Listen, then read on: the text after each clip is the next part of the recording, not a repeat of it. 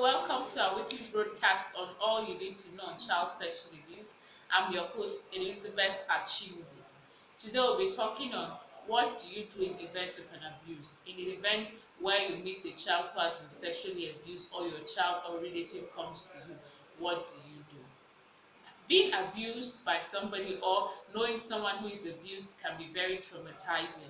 If, for example, your child comes to you and you realize your child is abused, you feel sad, you feel broken, you feel guilty that you were not there for the child, you feel all kinds of negative feelings come rushing onto you.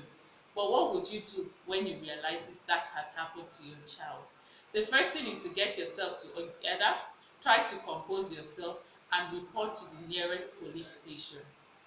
After reporting to the nearest police station, the second thing to do is either you and the police will go to the hospital or you go to the nearest hospital, preferably a government hospital, for the necessary tests to be done and conducted. If the abuse is a fresh abuse, I would encourage you not to change the clothes of the victim, not to clean the victim up, but go to the hospital just like you have found, just like how the victim came to you. Why shouldn't you change or clean up the victim?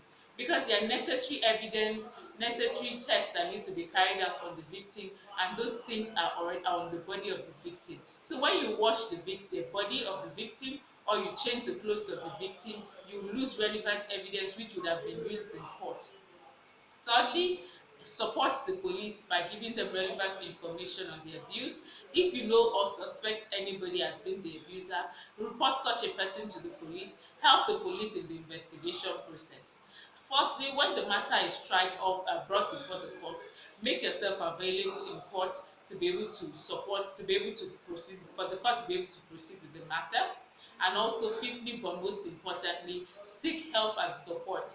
Seek psychological help, counseling for both the victim and for you, the parents, because both of you will be passing through tough time.